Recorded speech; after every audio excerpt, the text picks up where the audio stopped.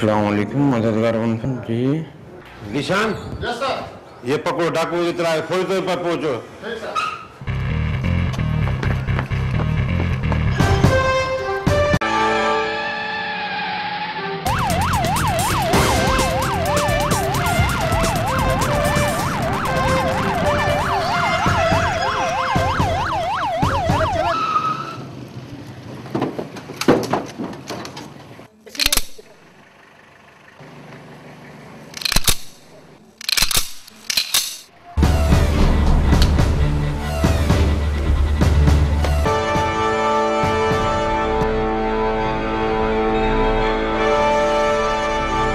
अस्सलाम वालेकुम नाज़रीन, दादू न्यूज़ इशू में भलीकार आहियां दानिश खुश्क। इन वक्त असीं मौजूद आहियूं दादू जी 15 चेक पोस्ट जे साम्हूं।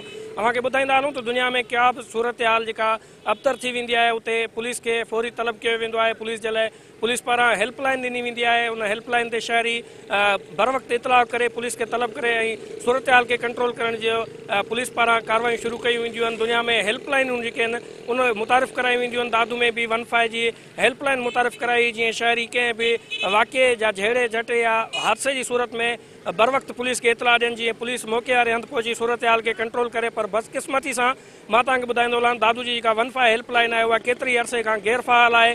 जंहिं सबबु जेके सुठा शहरी आहिनि उहे पुलिस खे इतलाह ॾेई बर वक़्तु ऐं पंहिंजूं ज़िम्मेवारी त निभाइनि था, पर जेका पुलिस आहे उहा नथी पहुची सघे बर वक़्तु।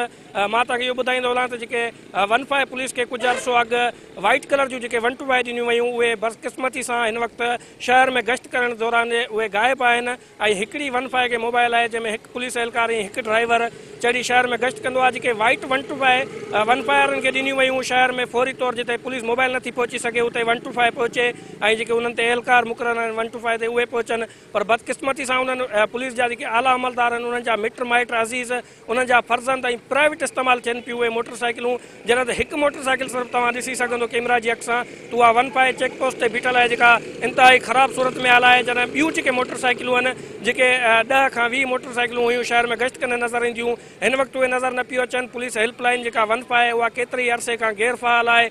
उन हवाले सां कोशिशि कंदासीं लाॻापियल अमलदारनि ऐं शहरियुनि खां ॻाल्हि ॿोल कंदासीं उन्हनि जो छा चवणु आहे ऐं केतिरो फ़ाइदो आहे जेकॾहिं 15 जेका हेल्पलाइन आहे उहा फ़ाल थी वञे, उनजो केतिरो फ़ाइदो आहे ऐं हिन वक़्तु जेका सूरत हाल आहे उहा छा आहे। अॼु हिन वक़्तु 15 जो नंढो मुंशी मोहम्मद क़ासिम लुंड मौजूदु आहे। उनखां मालूम कंदासीं जेका सॼो ॾींहुं हिते कॉल अटेंड कनि पिया ऐं राब्तो कनि पिया जेके हंगामी सूरत हाल में जेका हेल्पलाइन आहे दादू पुलिस जी 15 उन बाबति उन्हनि खां मालूमात वठंदासीं त छाजे करे लाइन बिज़ी रहे थी ऐं कहिड़ा सबब आहिनि जो पुलिस खे इतलाह जेको आहे शहरी बर वक़्तु नथा ॾेई सघनि। साईं तव्हां ॿुधाइजो त कहिड़ा सबब आहिनि जो कॉल 15 जी बिज़ी रहे थी। जिते दुनिया तरक़ी करे पई उते दादू जेका 15 आहे पुलिस मददगार हेल्पलाइन उहा गैरफ़ाल आहे।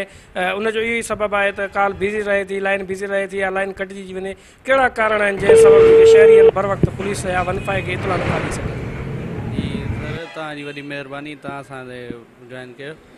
असांजे पहिरीं त ॻाल्हि 15 जी हर वक़्तु हर जॻह ते असां फ़ौरन पहुचंदा आहियूं। फ़ौरन जेॾीमहिल असांखे कॉल वग़ैरह ईंदी आहे असांखे इतलाह मिलंदो आहे असां फ़ौरन ईगल थी या मोबाइल 15 थी फ़ौरन असां उन जॻह ते पहुचाईंदा आहियूं। बशर्त हाणे ही टेलीफोन जे सेट में जेॾीमहिल असांखे का बि अहिड़ी इंफॉर्मेशन मिलंदी आहे, को बि माण्हू असांखे कॉल कंदो आहे भई असांजो मसइलो मसाइल थी पियो आहे, असां फ़ौरन उनखे या कंट्रोल जे मार्फत वञी उन ताईं पहुचाईंदा आहियूं। उन हद वाइज़ जेकी बि हद में जिथे बि हूंदो या मेहर थियो, फुलजी थियो, सीता जहिड़े हंधि बि असां उन्हनि ताईं जेका पुलिस हूंदी वेझे उनखे सिटी में जेॾीमहिल असांखे कॉल आई हीअ कॉल आहे जेॾीमहिल असांखे इंफॉर्मेशन मिली उते असां फ़ौरन उन्हनि खे उन ताईं जेका मदद हूंदी आहे असां फ़ौरन वञी कराईंदा आहियूं।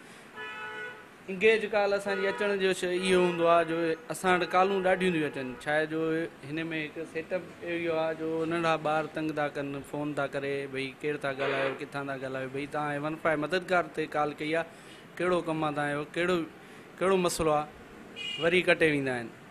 इन जे करे ही इंगेज घणो थो वञे ऐं ॿियूं ॿाहिरियूं बि कॉलूं हिननि जूं ॾाढियूं थियूं अचनि। कराची जूं थियूं, नवाब शाह जूं थियूं, टंडो मोहम्मद ख़ान जूं थियूं, इहे बि कॉलूं हिननि हिते ॾाढियूं थियूं अचनि। पोइ उन जे हिसाब सां बि ही थोरी घणी इंगेज वेंदी आहे। इंगेज असांजी कॾहिं बि अहिड़ी का हरू भरू जी हिसाब सां न वेंदी आहे। ईअं रफ़ कॉल हितां जा माण्हू जेके हूंदा आहिनि ॿार आहिनि थिया या अहिड़ा माण्हू थिया जेके फ़ोन करे असांखे डिस्टर्ब कंदा आहिनि, ईअं बैलेंस मोकिलियो, केरु था ॻाल्हायो, छा था कयो, किथे वेठा हो, इन जे हिसाब सां अच्छा उहे जेके कालूं अचनि पियूं त ॿाहिरिनि ज़िलनि खां तक़रीबन घटि ईंदियूं, उन्हनि जो रेशो दादू ज़िले खां या दादू सिटी खां घणो हूंदो? हा। छा उहे जेके नंबर आहिनि उहे मोबाइल फ़ोन तां अचनि था या टेलीफोन लाइन जा नंबर अचनि पिया जेके तव्हांखे तंग कनि था मुसलसल? न, असां वटि तक़रीबन ईंदी आहे मोबाइल फ़ोन तां।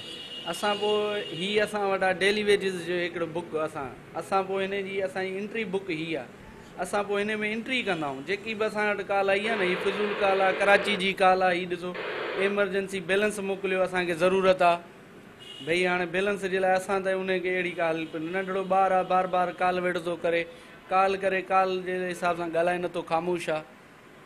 बाक़ी ही हिन में जेका बि असांजी मदद हूंदी आहे हिन में आहे त असांखे मसलन कंहिं बि अहिड़ी जॻह ते किथे का बाहि लॻी वई, असां फ़ौरन कंट्रोल खे ॿुधाईंदासीं, फ़ौरन मोबाइल मोकिलींदासीं 15 जी, फ़ौरन ईगल मोकिलींदासीं, फायर ब्रिगेड ते उन जॻह ते उन पॉइंट ते असां फ़ौरन मोकिलींदा आहियूं। अच्छा तव्हांखे जेके नंबर तंग कनि पिया तव्हां उन्हनि जो नंबर पाण वटि डायरी में नोट बि कयो पिया, छा उन्हनि ख़िलाफ़ का वार्निंग वारी कार्रवाई बि कई वेंदी आहे आला अमलदारनि पारां?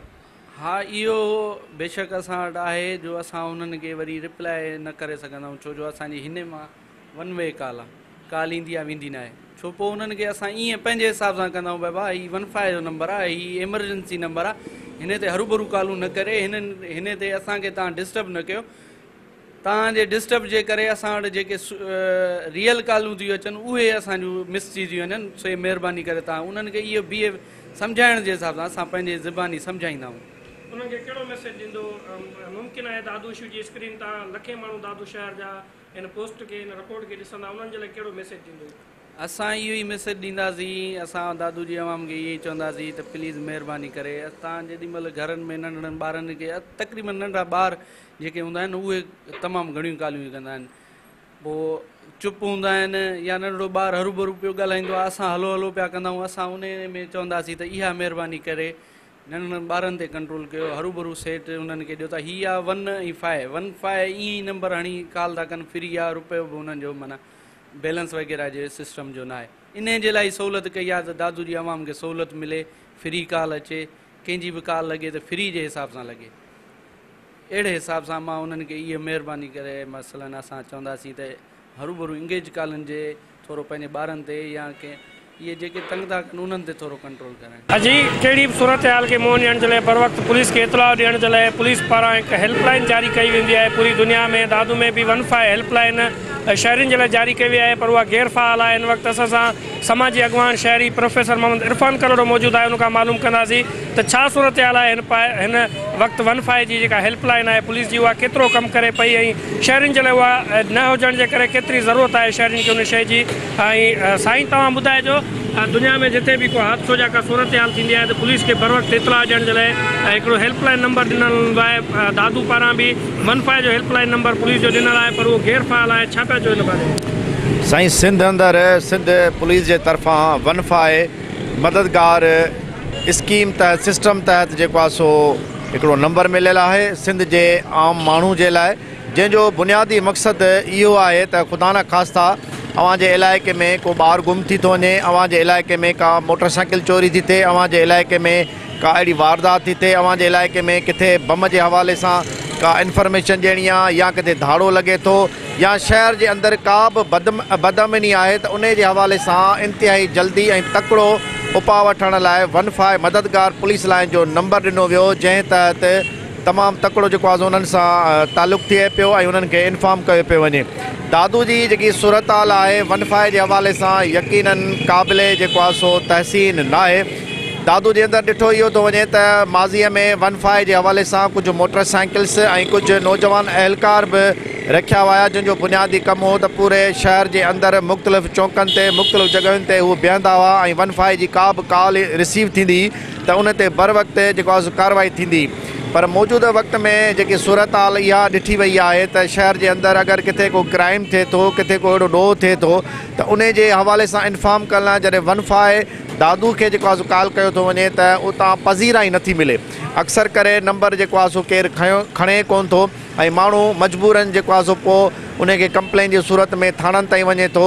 त यकीनन 15 जी जेकी सहूलियत आहे जी सिंध जे तरफ़ां पुलिस जे तरफ़ां जेकी पूरे सिंध जे आवाम खे ॾिनी वई आहे उन मां दादू जे अंदरि को अहिड़ो ख़ासि फ़ाइदो या अहिड़ो को आवाम खे लाभ नथो मिले जंहिंसां आवाम खे को फ़ाइदो मिले। असीं चाहियूं था त दादू पुलिस खे त महिरबानी करे 15 जो जेको सिस्टम आहे दादू जे अंदरि पूरे डिस्ट्रिक्ट जे अंदरि हिकु त उन खे असराइतो कयो वञे ऐं जदीद इक्विपमेंट सां उन खे वधीक फ़ाइदेमंद साबित कयो वञे ऐं उन सर्विस खे बहाल करण जे लाइ जेको ऑपरेटर हर वक़्तु उन 15 ते वेहणु खपे उहो उन खे विहारियो वञे त ख़ुदा न ख़ासा अगरि कंहिं बि हवाले सां को बि ॾोह थिए थो, को क्राइम थिए थो त उन जी बर वक़्तु इंतिज़ामिया खे न सिर्फ़ु इतला मिले पर उन ते कार्रवाई थी सघे। त असीं चाहियूं था त दादू जे अंदरि 15 खे फ़ाल कयो वञे।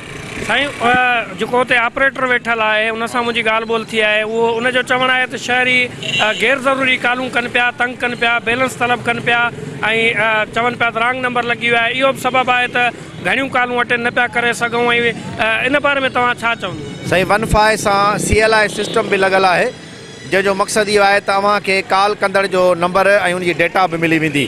ख़ुदा न ख़ासा अगरि जेकॾहिं केरु क्राइम खां हटी करे का ॿिया रिपोर्टिंग जेकॾहिं केरु करे थो मज़ाक जे तौर ते त इहो त पूरे ओवरऑल पाकिस्तान जे अंदरि इन शइ जी जेको आहे निशानदेही कई बि वई आहे त 15 ते या 119 ते या 13 ते या 14 ते जेके मुख़्तलिफ़ नंबर ॾिनल आहिनि पाकिस्तान जे अंदरि हेल्पलाइन जे हवाले सां त उन्हनि ते इन क़िस्म जूं कॉलूं अचनि थियूं।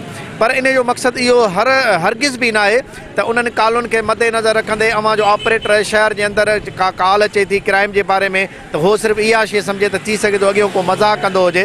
कानून में इन जे हवाले सां बि कानून साज़ी थियल आहे त जेकॾहिं केरु ग़लति रिपोर्टिंग करे थो या का ग़लति इंफॉर्मेशन ॾिए थो त उनखे सज़ा ॾेई सघिजे थी। इहो कानून बि आहे ऐं इन 15 जे जेका नंढा नंढा सेक्शन ॾिना अथनि त उन्हनि में इन शइ जी रखी वई आहे त ग़लति इतला ॾियण वारे खे क़ानूनी तौर ते सज़ा मिलंदी। मां सम्झां थो त इहो जवाज़ न आहे। इन जवाज़ खे ॼाणाए जेको ऑपरेटर जेकॾहिं कॉल रिसीव नथो करे त यकीनन इहा कोताही में ॻाल्हि शामिल आहे। अॼु बिल्कुलु तव्हां लाॻापियल अमलदारनि सां बि उन्हनि जी बि ॻाल्हि ॿोल ॿुधी ऐं शहरी समाजी अॻवाननि जी बि ॻाल्हि ॿोल ॿुधी। उन्हनि जो इहो चवणु आहे त जेका 15 हेल्पलाइन पुलिस पारां जारी कई वई आहे उहा गैर फ़ाल बणियल आहे जंहिं सबबु जेके शहरी आहिनि हंगामी सूरत हाल जेके चोरी धाड़ो फुर या को हादसो थिए थो त उनजी हंगामी बुनियादुनि ते जेके पुलिस खे इतला ॾियण जे लाइ जेका हेल्पलाइन जारी कई वई आहे उहा गैर फ़ाल बणियल आहे। ज़रूरत इन ॻाल्हि जी आहे त IG सिंध सॼे मामले जो नोटिस वठे जेका गैर फ़ाल बणियल हेल्पलाइन आहे पुलिस जी 15 उनखे फ़ाल बणायो वञे ऐं शहरनि जे क़तम आंदी वञे। इन सां गॾु मूंखे ॾींदा इजाज़त दानिश खुश्क दादू इशू।